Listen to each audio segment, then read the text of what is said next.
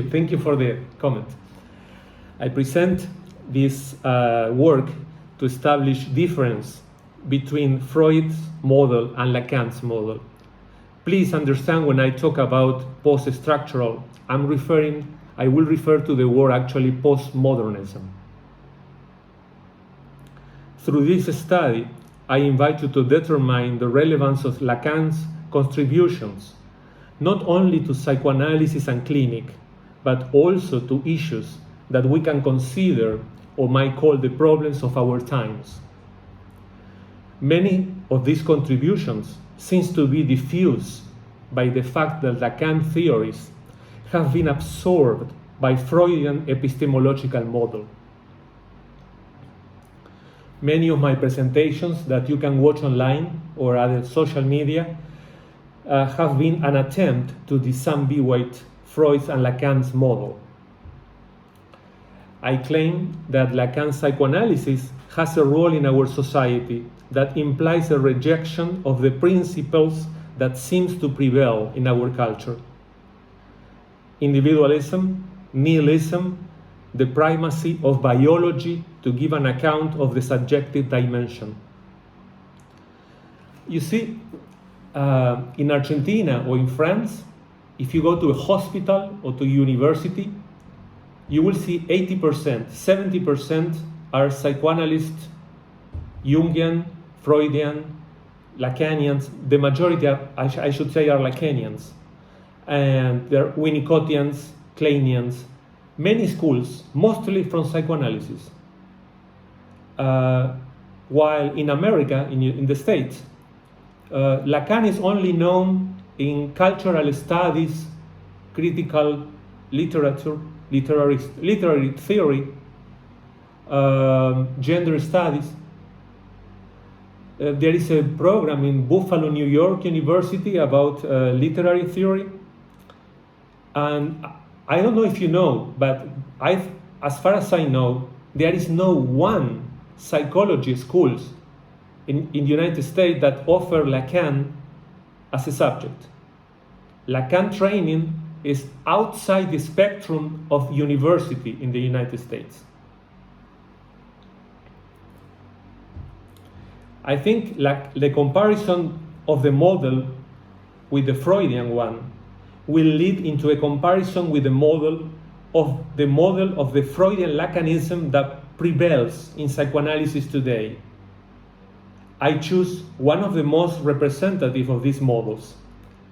I will also compare the psychoanalysis by Lacan's son-in-law, Jacques-Alain Miller, who is the official publisher of his works. Lacan based the clinic in the concept of structure. Often he referred to the psychotic, neurotic, perverse, hysterical, obsessive structure.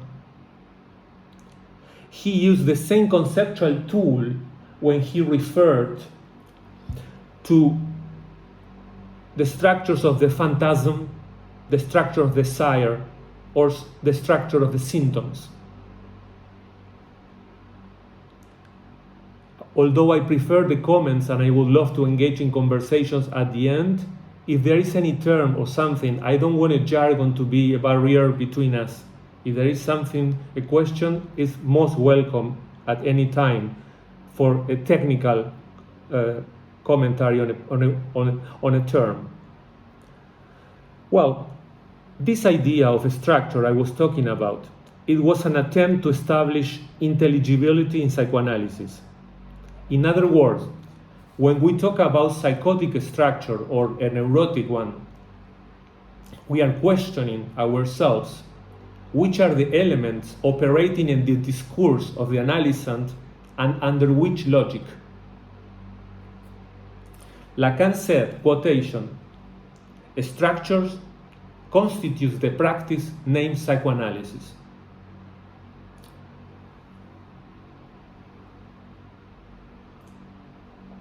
The concept of structures that operates in psychoanalysis was developed by Lacan departing from Claude Lévi-Strauss' model of structures, among others. The main characteristic to summarize briefly today is that there is no other structure than the structure of language. If you are going to get out of something today, is that the structure of language is what determines us.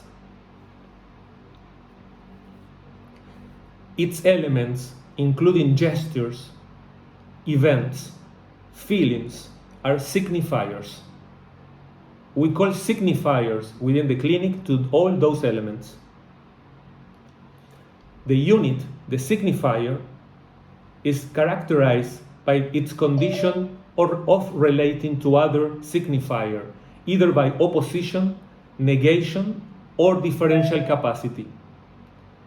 There is no signifier that means anything except in relation to other signifier.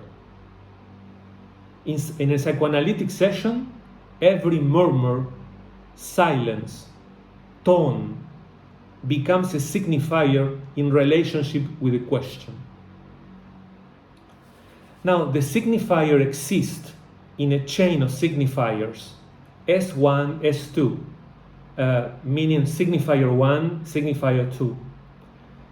This group of signifiers is considered a set and therefore is never a complete totality.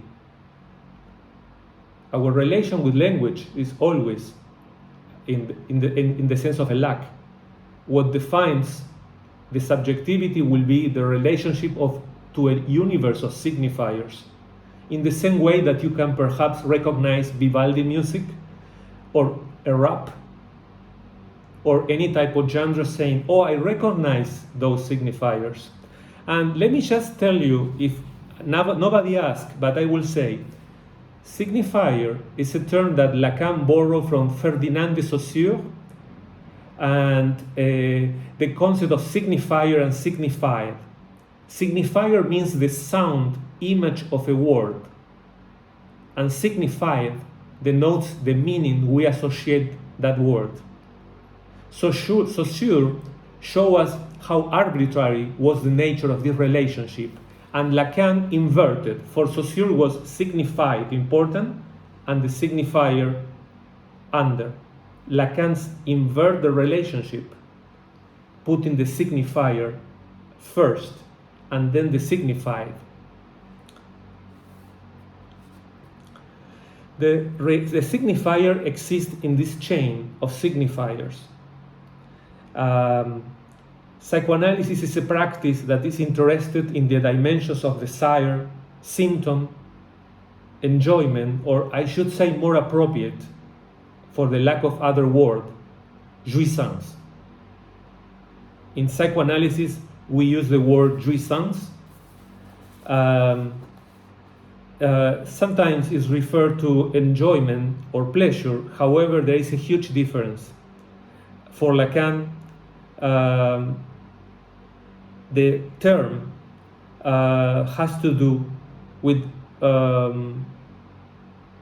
jouissance is a complex way to denote a transgressive, excessive kind of pleasure, linking to the division and splitting of the subject involved.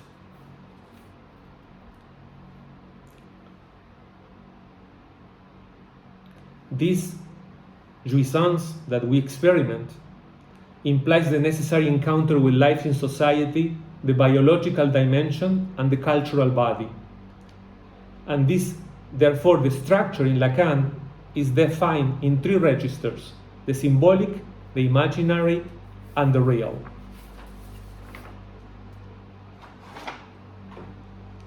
It is precisely for this reason that it is meaningless to think Lacanian psychoanalysis as part of a structuralism movement, and to determine that since structuralism is outdated in social science, it would apply the same for psychoanalysis. Only psychoanalysis have access to the structure through the discourse organized by these three registers. This means that listening and reading of the discourse operates in the confluence of the signifier change in the legality of the registers. I define the registers on many of my lectures. You can refer them to YouTube or anywhere. Today I'm giving you a very compact, in order to make on time, a very compact definition of models.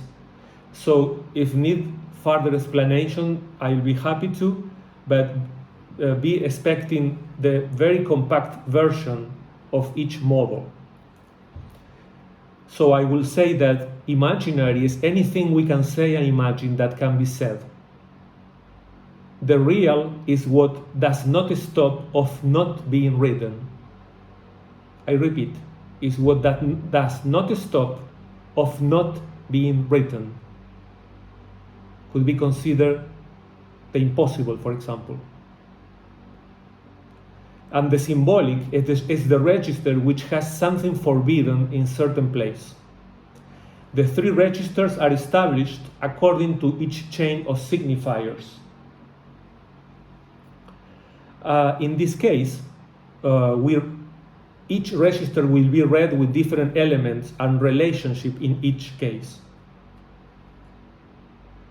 The concept of structure change inevitably the conceptual elaboration and the practice of psychoanalysis. In the same way that Freud's concept of unconscious differed from any concept of unconscious before him, the same idea applies to the notion and use of the concept of structure in Lacan.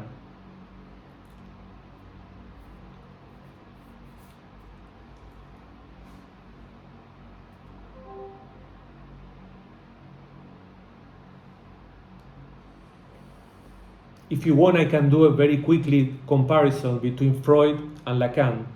A structure in Lacan is what psychic apparatus is in Freud. What for Lacan is the signifier, for Freud was the representation, either a word or affect. The internal law of the structure for Lacan is as a signifier as such means nothing. In Freud, the word was related to the resistance, according to the personal experience. The composition of elements, as I said, in Lacan, the signifier chain is also referred as the scene that you give an account.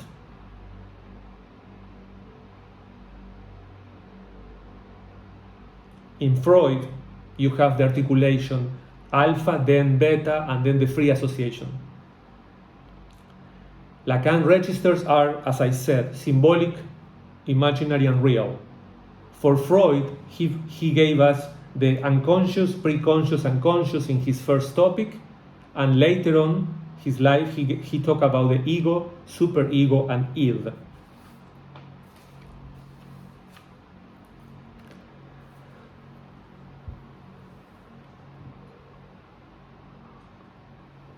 Question that I have been asked many times, especially in Mexico, I don't know why.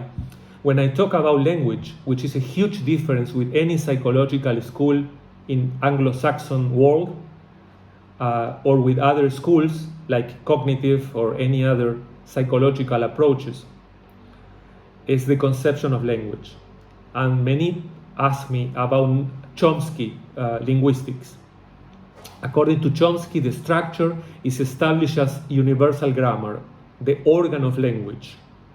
In this sense, his theory is innate or has an innatism quality, versus Lacan's notion that language is a dimension that was always present. Language is there even before we are born. Chomsky's theory has these primitive elements with a specific value. For him, and for many authors, specifically of the cognitive psychology, they see a structure as like a building with regions, a localization of levels. But for Lacan, the concept of language is a universe where there is an ultimate differential element. For example, you can see a patient saying, my mother is my mother. And you can agree with me that the signifier mother has a totally different meaning from the first time to the second. Lacan's conception of language implies that there is no possibility of meta-language. In Chomsky theory, it's a complete one, despite that both coincide in the fact that it's possible to construct an infinite sentence. Do you know the joke that Steven Pinker, so a famous psychologist, cognitive psychologist, he said that there is a phrase in English language, I think it's a poem or a novel, that has 1,200 words. It appears in Guinness as the longest phrase. And in language, we have always the capacity to expand always language. Pinker says, the example being funny, he can say, as Pinker says that, and then put that whole sentence, and somebody else will come and say, the stupid of Pinker said that Pinker said, blah, blah, blah, blah, blah. So a sentence could be infinite. So here what matters is the concept of a structure. If the structure is a map, we talk about individuals, like in other schools. Even in psychoanalysis, some people talk about it that way. But Lacan's notion of subject is an original and distinctive one. In Lacan's clinic, A is not equal to A. As I said before, mother and mother. The idea of identity is imaginary. And I have to present this study departing from Lacan and Freud because they are the reference for many, many psychoanalysts today. One of the questions to determine which is the subject or theme of psychoanalysis in this century beyond the case-by-case logic. Do you know that psychoanalysis is one of the very few, maybe the only one discipline with scientific basis, at least on Lacan's account, in Western civilization, whose practice is strictly particular. Each case is new and unique.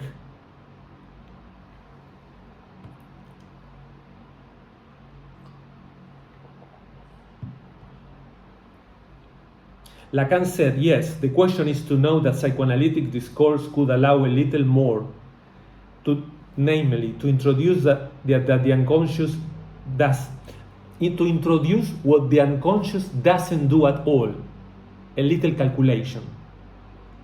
What is at stake here is some little calculation about the symptoms. And following that logic, the clinical types, as Lacan referred to.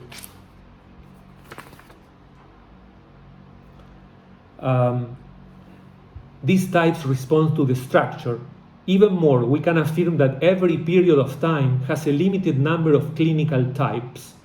Think about the hysterical woman before the Freud time, and how was the conceptual approach to hysteria after Freud concept of the unconscious. However, the particular elements that take place in each case, even though they participate of the configuration of a clinical type, they only acquire meaning within the intrinsic logic of each subject.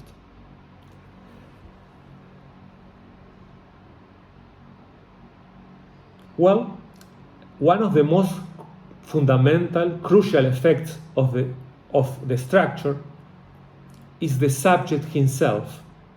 The subject is an effect, an outcome of the fact that we are speaking beings.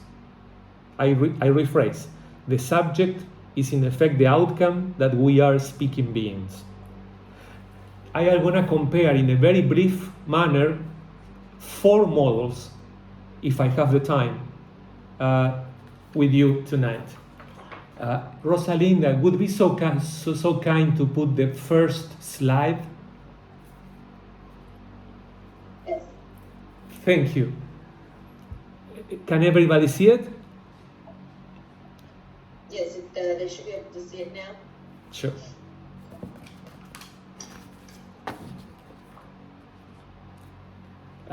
It will be the second slide, I mean, the one coming after. I put every school just to make a very compact comparison between three categories: anthropological universals, time coordinates, and the direction of the cure, the end of analysis. For Freud, the anthropological universals refers to those considerations without limit of space and time. I mean, for him, they would apply to the whole world and would be applicable in the past and the future. We consider in his theory the origin as the murder of the father. With Freud's theory, we can have the impact, the confrontation of biology and culture. I can reference, for example, civilization and its discontent, to name an example. The biological aspect is represented by the drives, and regarding the culture, the Oedipus. This impact, drives, versus the Oedipus complex would be the scenario of the civilization and its discontent.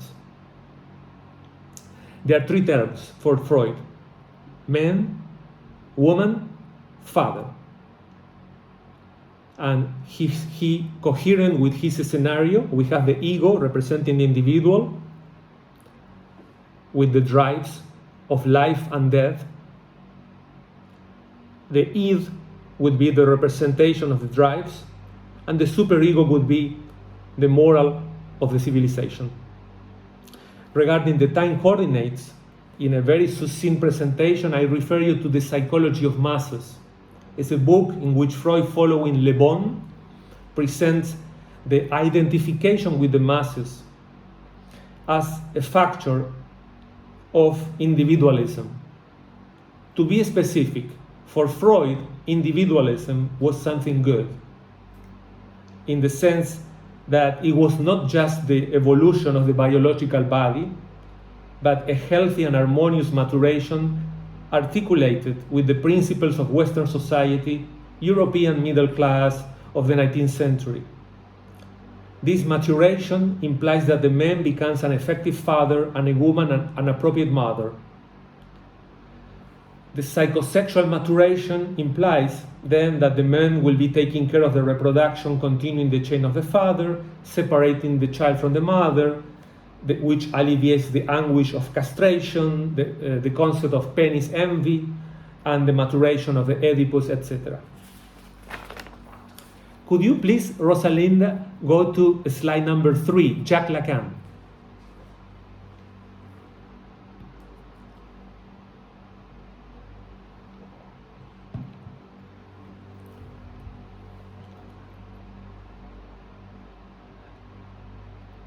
In Lacan, the anthropological universals would be the structure, the chain of signifiers. Also a creation of his, which was the object petit a, if you want object petit a. He wanted to do not be translated, to keep it as an algebraic structure. This is a rest. Somebody called the object A the cause of desire. It's a lack inherent in the structure of language and the unconscious structure like a language. The S1 and S2, the signifiers, the metonymic combination articulated to the metaphor of the subject, this can also be presented as alienation and separation. From the concept of alienation derives the notion of lack of being, in a system of a loop, as a metaphor of the subject, and separation as the notion of a creative spark. You know, when it's a game, when the child separates from the mother, conceived as the advent of a new subject. For Lacan, we are not biological machines. This means that our doing is not the result of internal biological drive. The drive for Lacan is the echo in the body of the fact that there is a discourse.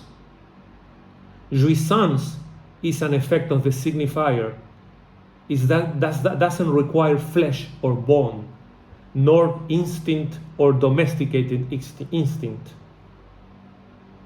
It doesn't come from the inner self or our biological body.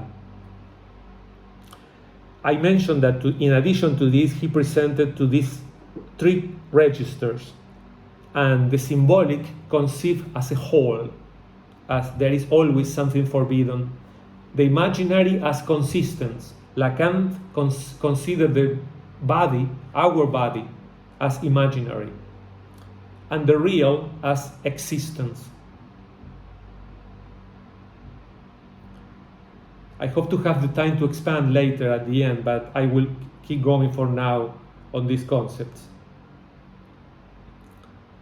Regarding the time coordinates, we have the subject of science, the 17th century, which is the century of the lights, the four discourses, and the disciplines that Lacan emphasized for psychoanalysis to know, namely logic, mathematics, linguistics, anti-philosophy, and theoretical physics.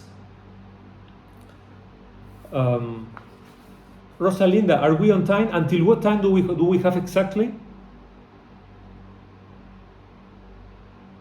Let me just double check here.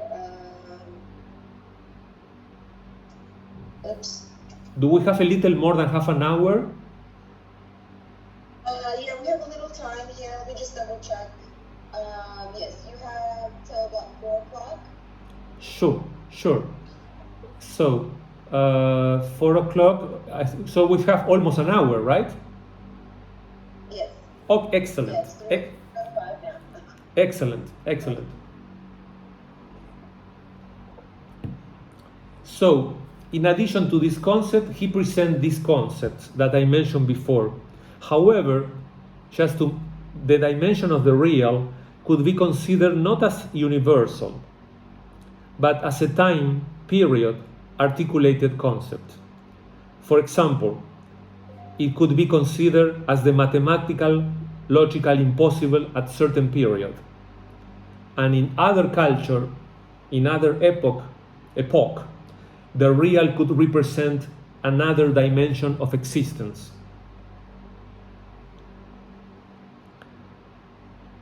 Regarding the time coordinates, as I said, we have the subject of science.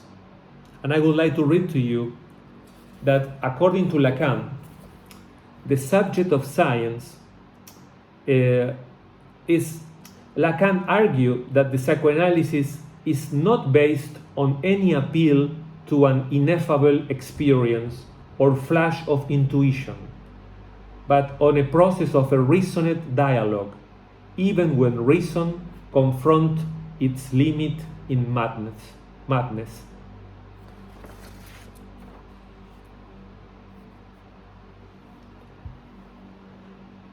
With regards to the end of analysis, is the articulation between the unknown knowledge, the unconscious, and the operation with the subject supposed to know.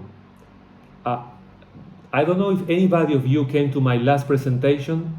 My last presentation was dedicated to distinguish between the concept of transference in Freud versus the subject supposed to know in Lacan.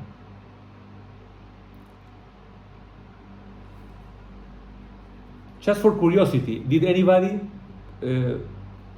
came to that lecture? Oh, you don't have to say it if you don't want to. So it was the previous one which divert again Lacan and Freud on those issues, on the issue of the transference. Today I add a small new concept, which is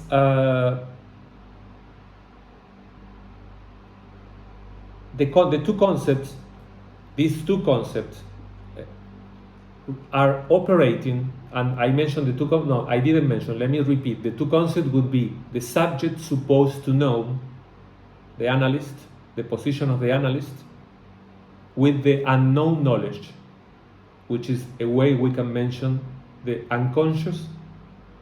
Work operates point by point in the journey of how Lacan describes the subject in the figure of the Moebius knot. As you know, for Freud, the human psyche was the shape of an egg, if you remember, with all the areas, superego, id, and the conscious, and there was an inner and outside world. For Lacan, when he presents this notion, he is an extremely original conception that analysis and the discourse, it's not in the shape of an egg, but actually on the structure of a Moebian knot. Can you see here? The detour of an analysis would be the detour over this figure, this topological figure, which, by the way, has two dimensions. And the idea is that the symptoms, the truth, the ultimate truth of our subjectivity is on the universe of the dimension of the discourse, which for Lacan is two-dimensional. Through the cut, the interpretation, the intervention comes as the act of creation of a new subject. This entails the operation with the unknown knowledge and the fall, as I described in my last lecture, the fall of the subject supposed to know. I add this time the process that Lacan refers as the crossing of the phantasm. I will try to define for you. The phantasm, in Lacan theory, the term fundamental phantasm take on the characteristics not of a figure, but a literary script describing a scene where the subject comes to occupy a place determined by the desire of the other. What we call our desire is you're always in mixture with this other.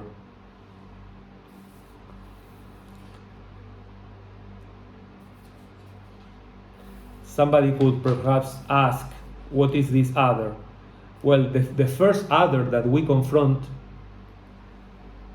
is this transcendent alterity, the radical alterity, the big other, which Lacan used the letter A for autre, which is the other, and this equates with language and law, and hence the big other is inscribed in the order of the symbolic. To give you a close, very brief description, you can associate the other, the big other, to the battery of signifiers or language as a whole, but with a bar, in the sense that we don't have access to the complete. We always work in a set.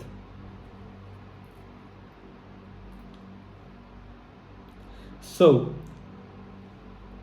to describe briefly the phantasm is to be able to see in each case that we exist in a universe of signifiers. Therefore, we exist in a universe which is abstract. The act of crossing the phantasm should not be interpreted as crossing to the terrain of fantasy to reality, illusion to real, or to be a neurotic, to be an analyst. No. Instead, is to realize that we live and elaborate our subjective truth in a world of signifiers.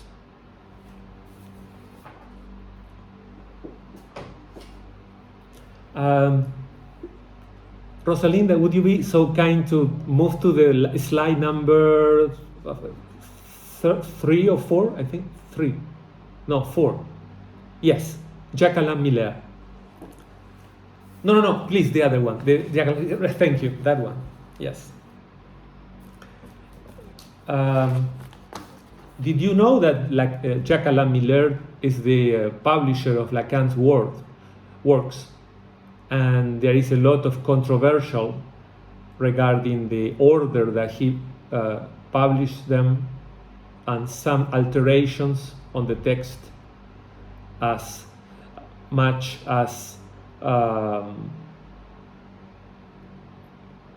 writing his own version in the famous Lacan book of Écrits, writings. The first edition, Lacan refers to a continuous dialogue with science, and that comment was altered by Jacques-Alain Miller when the edition comes with some comments about totally different version of Lacan's account. And I will present a Miller as one of the highest regarded psychoanalysts. He's an author, researcher, and the official publisher of Lacan works. He was trained in philosophy and in psychoanalysis with Lacan. With him, we can also associate the tendency of this Freudian Lacanian continuum that seems to prevail on the psychoanalytic world. We refer to him to compare the coincidences and disagreements with his theory. To understand his assessment, it is important to be familiarized with anthropologists, sociologists, and authors of the postmodern world. Now, what is presented in the contemporary psychoanalysis by Miller and other psychoanalysts as anthropological universals, as you have written there, is namely, 1, that there is no other; 2, that the jouissance is a singular and deadly. You know, for the jouissance, remember that Freud describes the drives as the drive for life and the drive for death, eros and thanatos. Miller said that jouissance is the drive of life and death together. Freud 1 plus 2.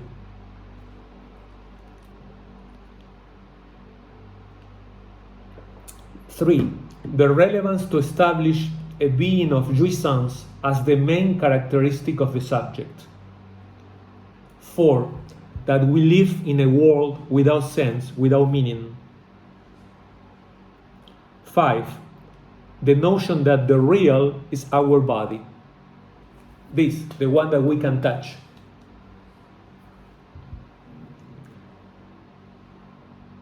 5, the idea or the consideration that the time to be considered in psychoanalysis is the present.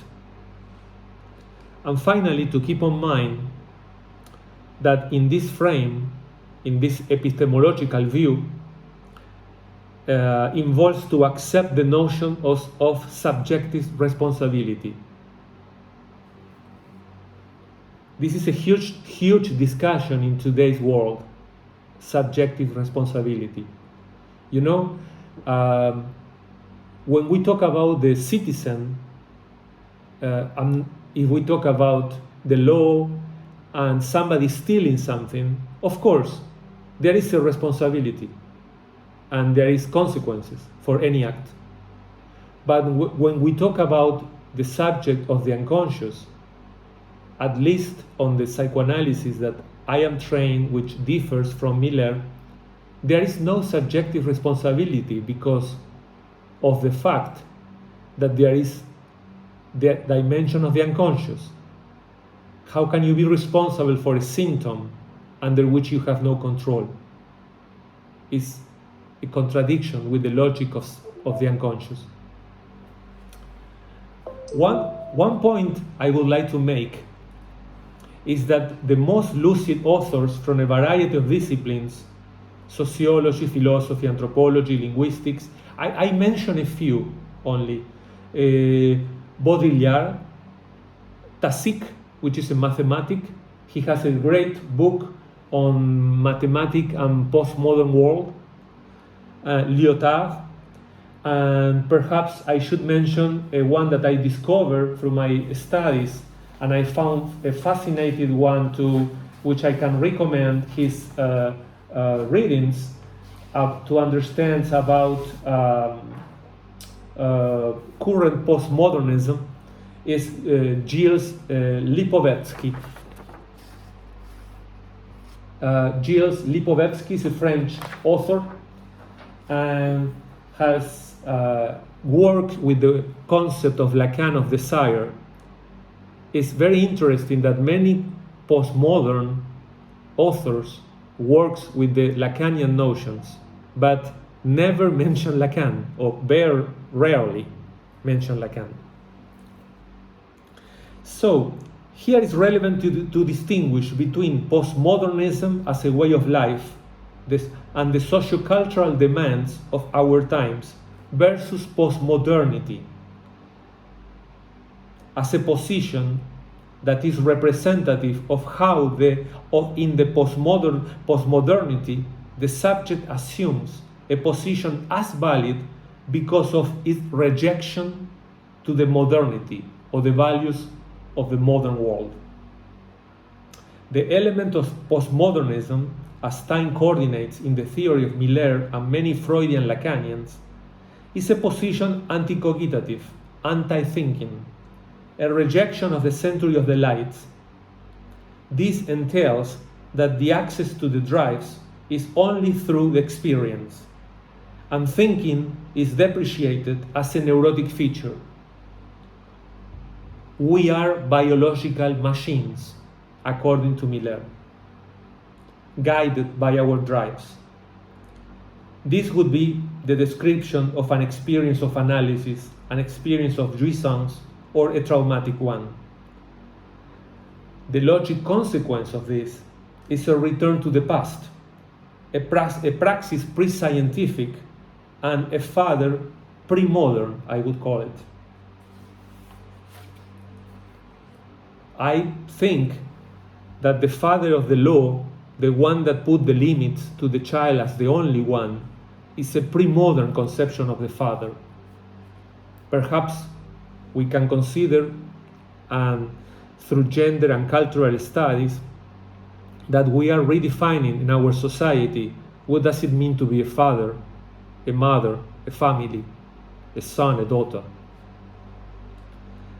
Another problem of this approach is that the movement, in clear difference with other disciplines, for example, cognitive theory, in cognitive theory they are always striving to try to contribute new approaches and new scientific discoveries. Psychoanalysis has an heuristic that is something that I critique in this presentation and in my presentation, which is always the return to the past, and therefore negating the updating of the conceptual apparatus. Furthermore, by separating from a cogitative thinking approach and the inclusion of knowledge of other science, we end up attacking or rejecting knowledge. As a result, we are only left with a hyper appreciation of the experience. You know, those psychoanalysis says, oh yeah, it's only that moment, the ineffable. And it becomes more like a mythical or pre-scientific notion of psychoanalysis.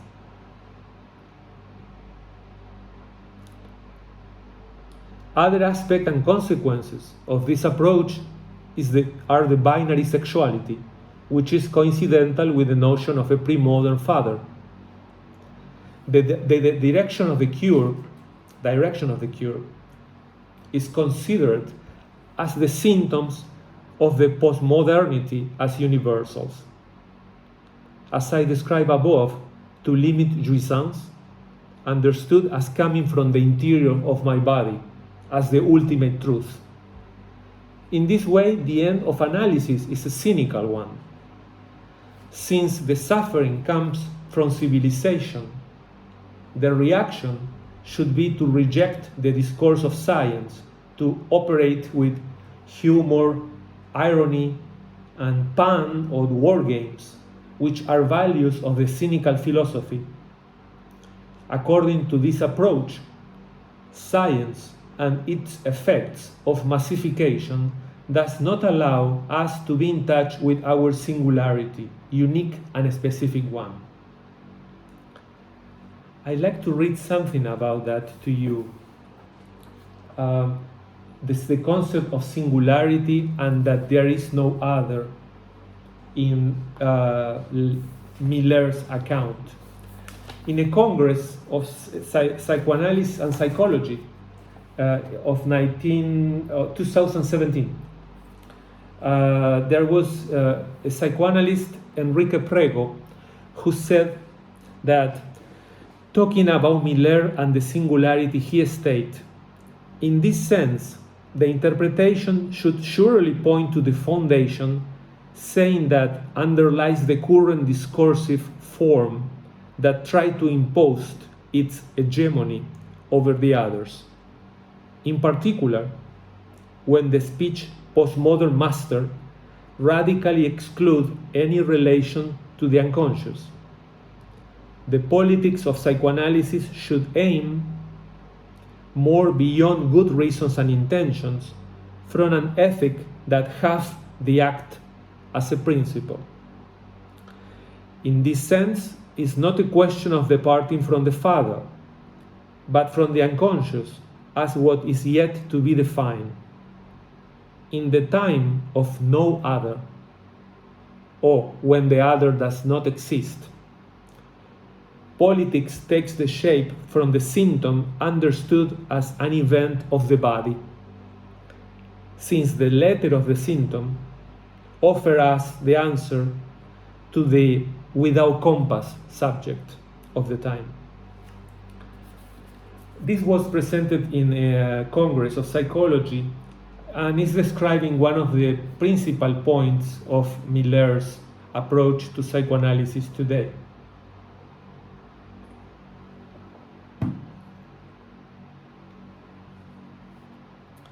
So, because of these principles, Miller theory cannot become a school, because the transmission of knowledge is depreciated, or the resource to the experience as the only source of insight, and come back to explanation of our biological body, diminish the capacity of psychoanalysis to be considered a science in this epistemological view.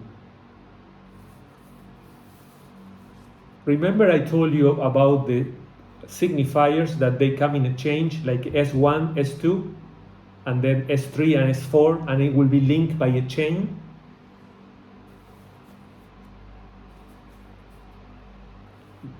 For example, a stupid joke. The patient can come and say S1 and S2. I end up the relationship, and if you go too fast and says, oh, you separate, she was a bitch, pardon me the expression, and then he continued, no, I separate from my partner, my business partner, and you say, oops, mistake. The conceptual apparatus for the chain of signifiers always has 4 elements, and signifier might means a whole phrase, a whole description. In today's presentation, I am using actually S1, S2, Freud, Lacan, and I will present Miller and another version just to finish my presentation today, and perhaps engage with some comments, questions, or critics, or any insights. And as an S4, let's say, in this metaphor of discourse, I will present a school of psychoanalysis represented by one Argentinian psychoanalyst, which is Dr. Alfred Einderstein. Rosalinda, would you be so kind to please put the slide, the next one? It would be Alfred Einderstein. Thank you.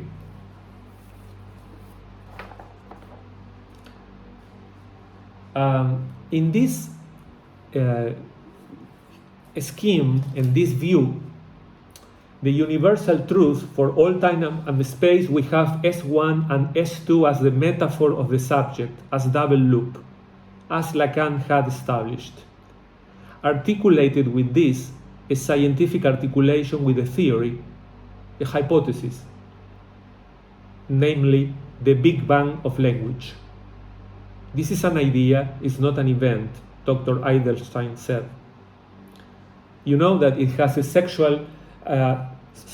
lapsus, a consensual acceptance among the cosmologists and scientific community and research done until now, that about 500 million years ago, appears a cut in the series of causal relationships, meaning that what happened before the Big Bang lose capacity to explain what happened afterwards. As an analogy, this idea is used for the universe of signifiers. We cannot claim elements or circumstances that has causality. We basically refer against the Freudian Millerian notion of the biological body, the res extensa, as the beginning. Nothing escapes the historical, social, and linguistic context. We are not negating the biological dimension. In the times of COVID-19, it's not about that. What we are saying is that to understand the subject of psychoanalysis, I repeat, nothing escapes the historical, social, and linguistic context. We are within a linguistic context, even before we are born.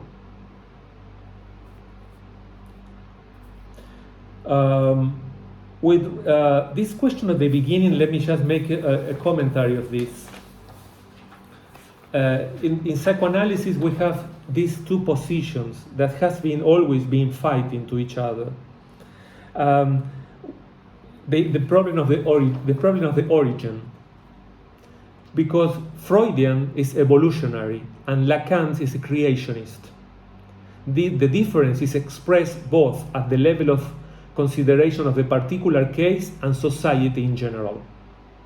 The evolutionist approach starts from the postulation of a beginning from something that is substantial, tangible, which finally evolves and develops to maturity, to that particular a biological body, even if it is unicellular.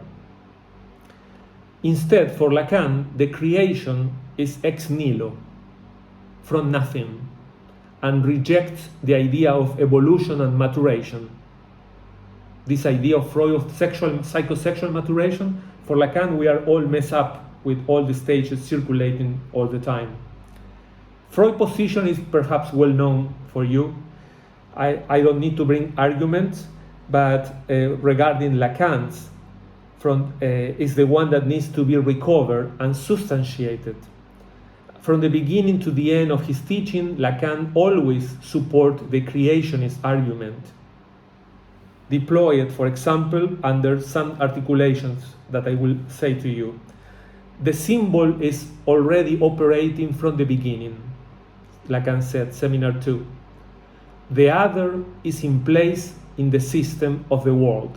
It's already in place. Let me repeat. The other is already in place in the system of the world. Seminar 3. Meaning is always at stake in what is up to the subject. Remembering the no meaning world of Miller. In the Seminar 3, class 15, Lacan says, the other who is always in us. Just to show that every psychoanalyst has the right to create their own conception, but Lacan's statements are quite clear. And regarding the question of the origin, Lacan postulates the notion of a beginning that is ex nihilo. In the signifier order is the cause of the subject, and this is not the biological individual affected by language, in the sense of having made what substantial raw materials before as our biological body, but rather it's created.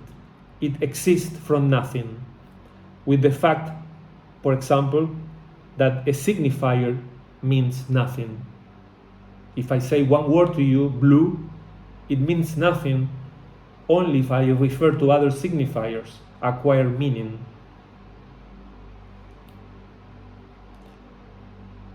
There is always in Lacan allusions to mathematics and special topology. He refers to the empty interval between signifiers, the holes of the Borromean knot originated on the signifier loop. Those are levels of topological conceptions to give an account of how the origin of the subject is the signifier. Also the concept of time, but I will keep giving, continue with the paper and finish before I come back to that. Regarding the end of analysis, the idea is that psychoanalysis deals with the suffering of postmodern times, but in the modality of the case by case.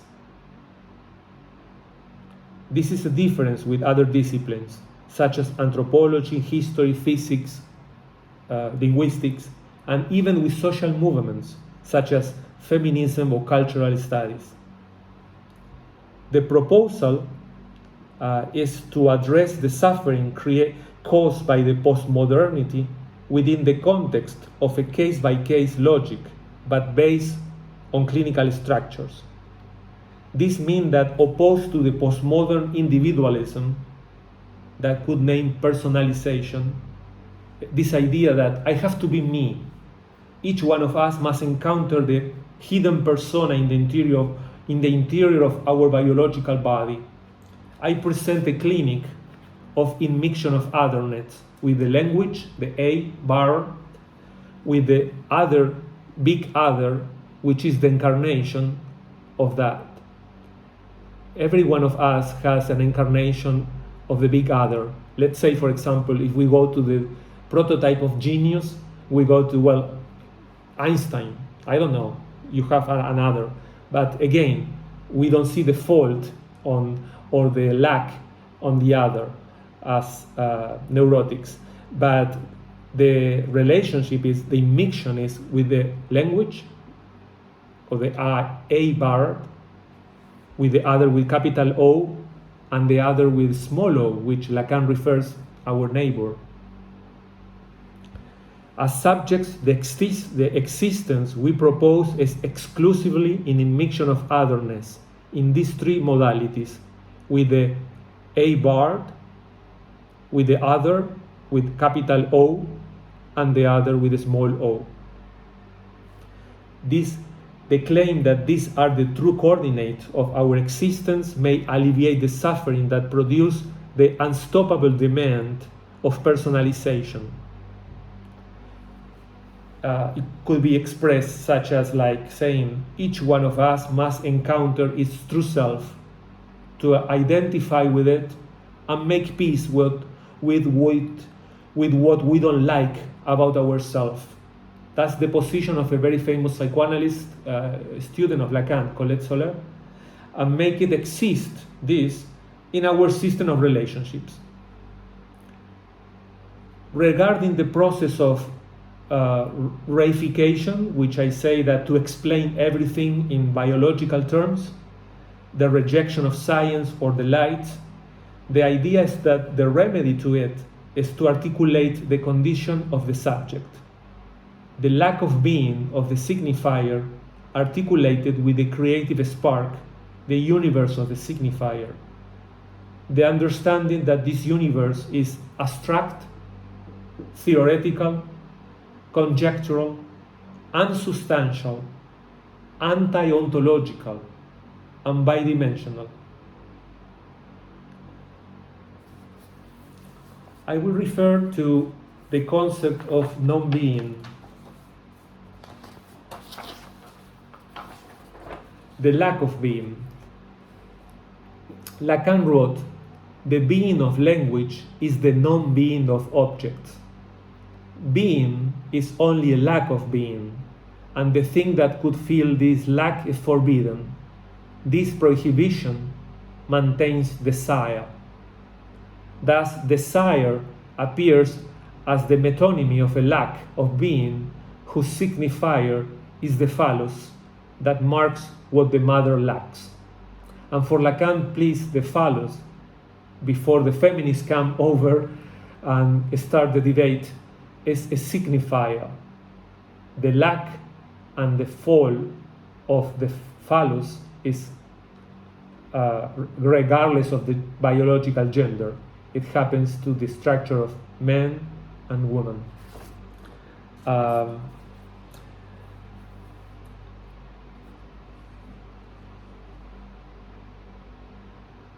So, under this frame, I was saying that the understanding that this universe, I repeat what I said, this universe I described in Lacanian terms is theoretical, conjectural, unsubstantial, anti-ontological, and bidimensional.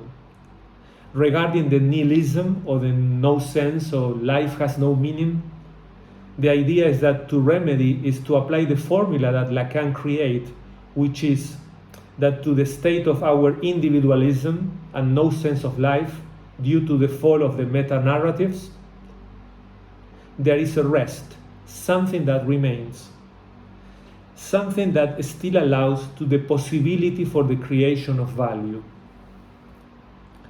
The petit object A, the petit object A, in French.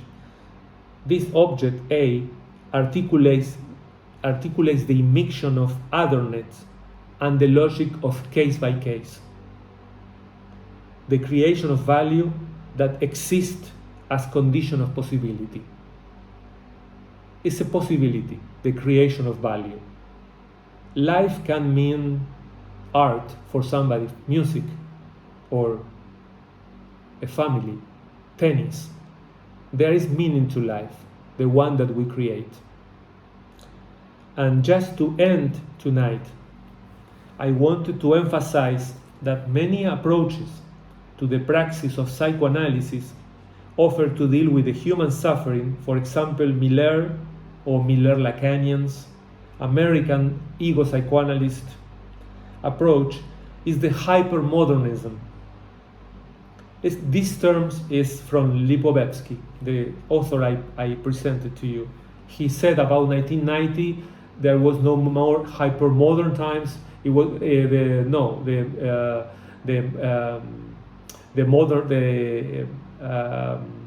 how do you say, the modern, he created the term hypermodernism, and Miller used that term. In this notion, Miller proposes that there is no more than present time, there is no more utopias, the end of analysis is a cynical one. There is only singular jouissance from the biological body.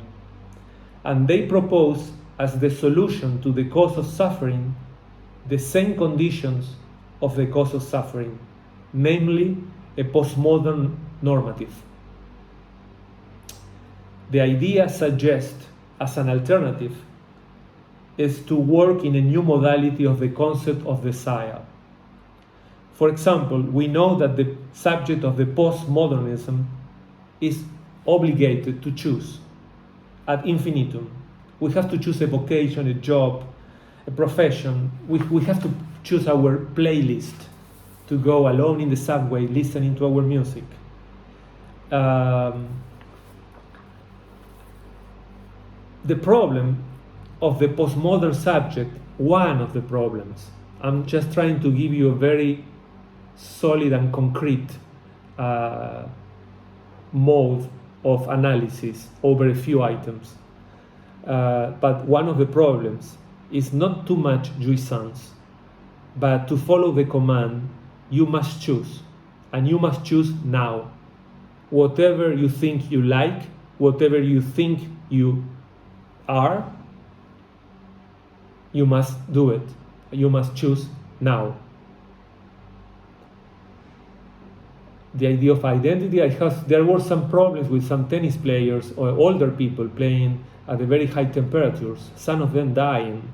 And I wonder sometimes we can link the concept of ideal with what you should be, what you identify as, the role that you play in society with a certain suffering. The clinic then is how to articulate these new demands with an ethic that Lacan defends in a way no other school has done, the ethics of desire.